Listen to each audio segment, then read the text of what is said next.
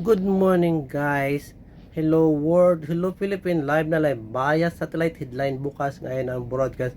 Maaga pala ako nagising dahil wala kaming pasok ngayong Sunday. Kaya ngayon magpapalit ako ng bedsheet kasi every week po ako nagpapalit ng bedsheet para labahan. Yan.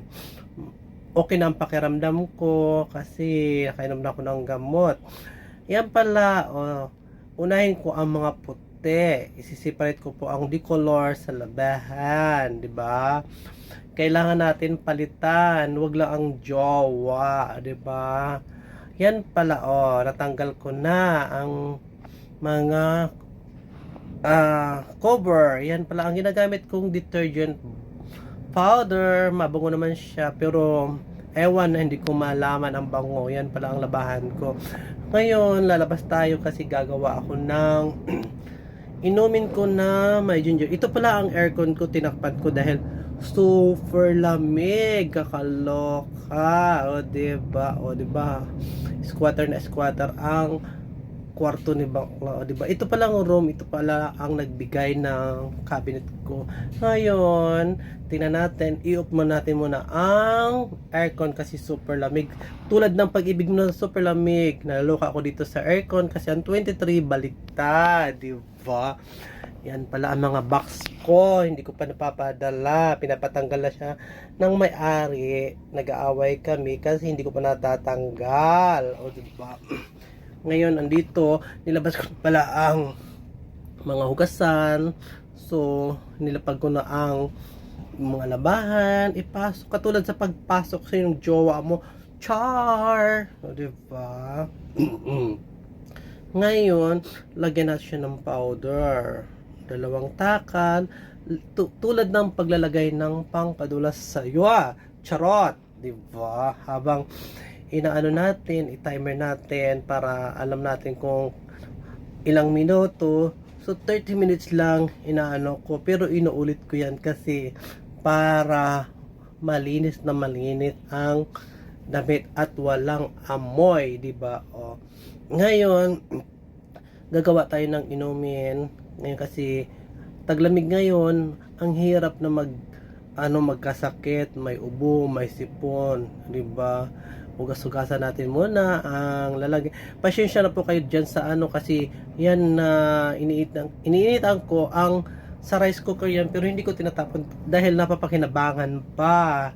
O diba? Tulad sa pag-ibig mo na napapakinabangan ka pa. Charot! Yan guys. Ngayon hiniwa ko ang lemon, lagyan natin ng lemon at piga natin diyan. Pero may kasama na yung tubig yan. O diba? Bakla, magaang mata. Ngayon, lagyan natin ng ginger.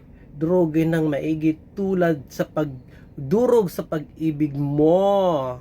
Kahit durog na durog ka, andyan ka pa rin sa jowa mo.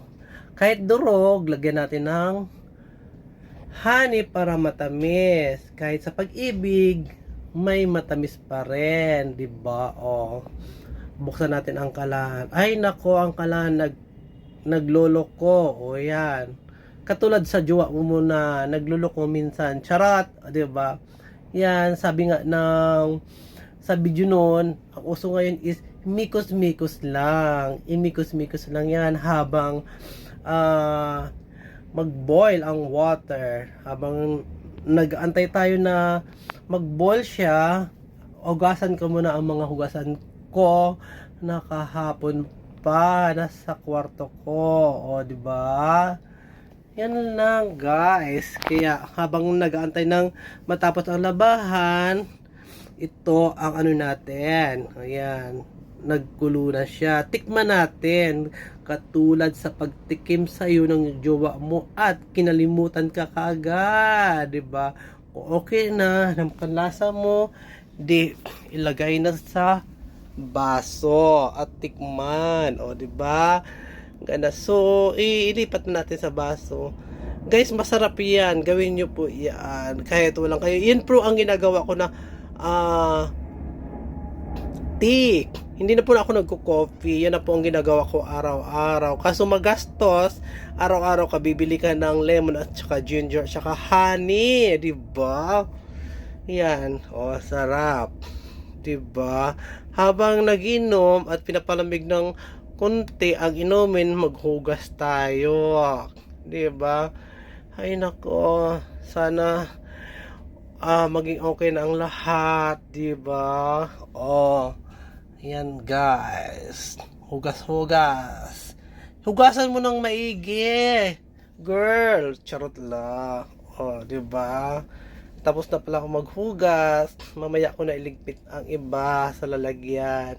Papatuyuin ko muna sa dyan. 'Di ba? Ang washing machine, 11 minutes na lang. Tapos, malapit. Ito pala ang tira ko kagabing pagkain. So, isasangag ko siya. Tsaka piprituhin ko yung isda para sa lunch. Yan. Ang inumin ko. Inom habang may ginagawa. Kailangan mag-inom ka. Parang gawin mo kape. Diba?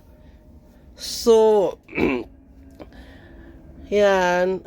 Inaayos ko lang ang lalagyan. Ay, inamoy ni bakla kung okay pa. Kung hindi pa panis, pwede pa kainin. So, okay pa naman siya.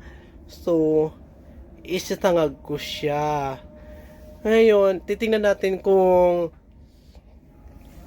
ano ang laman ng rep namin. Ay, naku, wala na pala akong stock. Yan, paubos na pati na ang isda ko. Wala na ako. Although, nag-stock ako ng isda kasi ang mahal ng isda. Gayon pa lang ba?